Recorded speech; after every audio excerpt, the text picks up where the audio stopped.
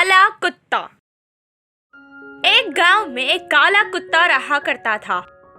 गांव के एक जगह पर एक बड़ा कचरे का डब्बा था, जिसका उसे लगता था कि वो मालिक है। जो भी खाना उसे वहां मिलता, वो खा के सारा गांव फिरते रहता था। छोटी सी भी आहट सुनकर वो जाग जाता था। जब कोई दूसरा कुत्ता वहां आता तो वो उस पर भौंक कर उसे भगा देता था। उस कचरे के डब्बे में जो भी खाना था वो सिर्फ उसका था, ऐसा वो सोचता था। दूसरे कुत्ते को तो क्या, कोई चींटी को भी वहां जाने के नहीं देता था। एक दिन उस डब्बे में बहुत सारा खाना फेंका गया था। वो उसे देखकर बहुत लालची हो गया। उस खाने की खुशबू से वहां एक और कुत्ता आया,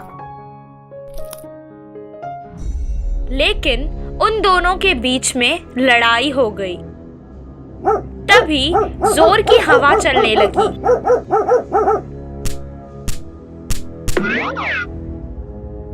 और सारा खाना मट्ठी मट्ठी हो गया। वो कुत्ता उसके पीछे पीछे भौंकते हुए गांव की सीमा तक पहुंच गया। जब उसने वापस आकर देखा तो उसे पता चला कि सारा खाना खराब हो गया है। खाना अब ना उसे मिला ना दूसरे कुत्ते को। वो भूखा प्यासा खाना ढूंढ रहा था। जब उसे भी कहीं पर भी खाना नहीं मिला तो वो वैसे ही भूखा बैठ गया। उसे भूखा देखकर एक कौवा उसके पास आया और कहने लगा, दोस्त, इंसान का फेंका हुए खाने को तुम इतना महत्व देते हो, किसी के साथ भी उसे नहीं बांटते। अगर कोई कुत्ता खाने आता है तो तुम उस पर भौंक कर उसे भगा देते हो। तुम्हारी लालच ने ना तुम्हें वो खाना खाने दिया और ना किसी और को। हम कौवों को देखो, हमें अगर कहीं भी खाना मिलता है तो हम सारे कौवों को आवाज देकर इकट्ठा कर लेते हैं। हम कौवों से कुछ सीखो ताकि तुम्हारी जिंदगी सुधर जाए। इतना कहकर वो वहां से उड़ गया। काले कुत्ते को जब भूख लग रही थी तो वो उसकी हर बात सुनने लगा और समझने भी लगा। उस दिन से वो हर किसी के साथ अपना खाना बांटकर खाने लगा। इस कहानी से हमें ये शिक्षा मिलती है कि खाना मिल बांट के खाने से बढ़ता है। कुएं का मेंढक। एक गांव में एक कुआं हुआ करता था। वो कुएं का पानी बहुत पुराना था, इसीलिए उसे कोई भी इस्तेमाल नहीं करता था। उस कुएं में एक मेंढक ने अपना घर बसा लिया था। वो सब उस कुएं में खुशहाल जिंदगी बिताते थे।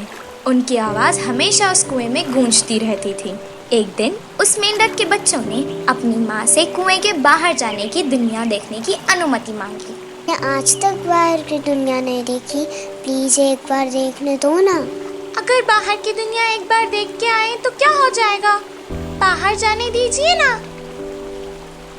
बेटा, अगर आप लोग बाहर जाओगे तो कहीं खो जाओगे, फिर मैं आप लोगों को कैसे ढूंढूंगी?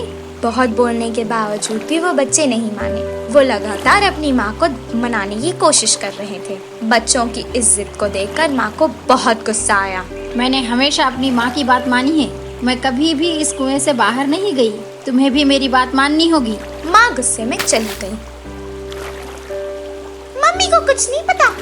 भाई चलो, हम बिना मम्मी को बताए ही चले जाते हैं। उन दोनों ने बिना माँ को बताए ही जाने की निश्चित कर लिया। जब उनकी माँ सो रही थी, वो चुपचाप उस कुएं से कूदकर बाहर आ गई। कुएं के मेंढकों ने कभी भी बाहर की रंगीन दुनिया नहीं देखी थी, इसीलिए वो सब कुछ देखकर हैरान रह गए। आगे एक हाथी खड़ा था। उसे देख मेंढक के बच्चे आश्चर्यचकित हो गए। बिना आंख मूंदे वो हाथी को देखते रह गए। हाँ भाई, अगर ये हमारे कुएं में आ गया तो इसे तो वो भी बसने होगा। इसको क्या कहते होंगे भाई? दोनों बच्चे हाथी को देख घबरा गए और उन्होंने अपनी माँ से उनके बारे में पूछने की ठानी। वो तुरंत कुएं में वापस कूद गए। वो वो जल्दी जल्दी अपने माँ के पास आए और सब कुछ अपनी माँ को बताया। पहले उनकी माँ बहुत गुस्से में आई, फिर वो भी सोचने लगी। उस चीज़ का अंदाज़ा लगाने के लिए वो बच्चों से अपने दोनों हाथ उठा के और अपना पेट फुला के पूछने लगी, बेटा कि वो कितना मोटा था? तो फिर क्या इतना मोटा था? उसने अपने हाथ और पेट को और फैलाया और पूछने लगी, अरे तो क्या इतना मोटा? बच्चे बार बार अपना सर हिलाकर नहीं नहीं बोलने लगे। इधर देखो, इधर मेरी ओर। बहुत ज्यादा पेट फुलाने के कारण उस मेंढक का पेट फूट गया और वो मर गई। इसीलिए कहते हैं कि आधा ज्ञान और मूर्खता हमारे ही लिए हानिकारक है। हमेशा सतर्क रहना चाहिए। एक जंगल में एक हिरन का बच्चा रहता था। उसकी एक आंख नहीं थी, इसी कारण वो हमेशा परेशान रहता था। जिस आंख से उसे दिखाई नहीं देता था, अगर कोई उस पर उस आंख की तरफ से हमला करे तो उसे बिल्कुल भी दिखाई नहीं देता था। उसके सभी मित्र उसे कंडी कंडी कह के उसका मजाक उड़ाते थे, जिस कारण वो हमेशा दुखी रहा करता था। मेरे सभी मित्र कितने खुशी से खेलते हैं, मैं ही उस आग की वजह से हमेशा चिंतित रहती हूँ। ना जाने कौन सा खतरा मुझ पे वार कर दे, पता नहीं। इस खतरों से मैं कैसे बच सकूं? उसे शिकारियों से, जंगली जानवरों से हमेशा डर लगा रहता था। वो हमेशा यही सोचा करता था कि वो इन सब से कैसे बचे। बहुत सोचने पर उसे एक उपाय सूझा। तालाब से तो मुझे कोई खतरा नहीं, तो मैं एक काम करती हूँ। जिस आग से मुझे दिखाई नहीं देता, उसे मैं तालाब की ओर रखती हूँ, और जिस आग से मुझे दिखाई देता है, उससे मैं जंगल की तरफ देखती हूँ। अब मैं सुरक्षित हूँ। अब हर दिन जैसे उसने सोचा वो बिल्कुल वैसे ही करने लगी और अपना जीवन चिंता मुक्त होकर बिताने लगा। पर एक दिन तालाब में एक शिकारी नाव में शिकार के लिए जंगल की ओर आ रहा था। तब उसकी नजर एक आंख वाले हिरन पर पड़ी। ओहो, बिना कुछ किए ही मुझे मेरा शिकार मिल गया। हा हा। हिरन को उस शिकारी के आने की भनक भी नहीं पड़ी और वो अपना चारा खा रही थी। मैं एक शिकारी हूँ, मेरे हाथ में तीर कमान है। वो मुझे देखते हुए भी बिना डरे चारा कैसे खा रही है। अच्छा, शायद इसके दिन पूरे हो गए होंगे। उस शिकारी ने तीर चला दिया। तीर जाके हिरन के पैर पर लगा। हमारी बेचारी जख्मी हिरन तड़पते तड़पते अपनी जान बचाकर वहां से भाग निकली। मैं गलत थी।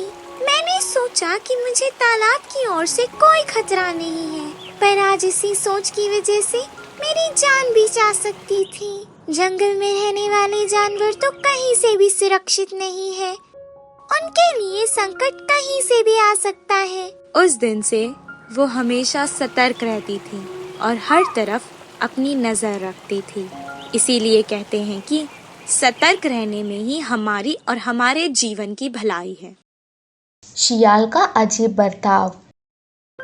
एक जंगल में बाघ शियाल मिलजुल कर रहते थे। पहले शियाल जंगल में आए हुए जानवरों को देखकर वह समाचार को बाघ को देने के बाद बाघ उनके ऊपर घात लगाकर मारती। उस आहार को पेड़ के नीचे उनका घर तक लाकर दोनों समान रूप में खाते थे। कुछ दिनों बाद शियाल को एक गंदी सोच आया। मैं पहाड़ जंगल घूम घूम के मेहनत करके देखा हुआ जानवरों को यह आलसी बाघ आसानी से उनको मारकर आधी मांस को खाती, मगर वास्तव में मुझे 2 हिस्से बाघ को 1 हिस्सा होना चाहिए। इस विषय में बाघ से बात करने से मेरी बात पूरा होने से पहले ही मुझे मार देगी। इस समस्या को बिना झगड़े का परिष्कार के लिए शियाल बहुत जोर से सोचने लगी। इतने में शियाल को एक उपाय आया। उसने दूसरे दोस्त मेंढक के पास गए और उसे उसका और भाग के हिस्से में खाने का बंटवारा को लेकर बताई और उसका सहायता मांगी। इससे होने वाला परेशानी पता होने के बावजूद भी मेंढक ने हाँ कहा। मेंढक को शियाल ने पूरा योजना बताई। पहले जैसा उस रोज भी बाघ और शियाल आहार को पेड़ के नीचे अपना घर लाके हिस्सों में बांटने लगे। इतने में उसको 2 हिस्सा चाहिए करके शियाल अट गई। उसको बाघ ने मना किया। दोनों के बीच बात बढ़ गई। हम आपस में क्यों लड़े? मुझे 2 हिस्से आने का सही या नहीं पेड़ देवता से ही पूछेंगे। पेड़ देवता आप ही हमारा झगड़े को निपटा सकती है। किसे कितना हिस्सा मिलनी चाहिए आप ही बताओ, शियाल ने कहा। पेड़ के सुराग से बाघ को 1 हिस्सा, शियाल को 2 हिस्से आना चाहिए, सुनाई दिया। तब बाघ गुस्से से यह पेड़ देवता है या दूसरा कोई है, बाहर आएगा, ये कहकर सूखी घास लाके पेड़ के सुराग में डालकर आग लगाई। आग से अंदर रह गई मेंढक का बदन आधा जलकर दर्द से बाहर आ गए। आप दोनों को बराबर हिस्सा आना चाहिए। इस बदमाश शियाल की बातें सुनने के लिए मुझे माफ कर दीजिए।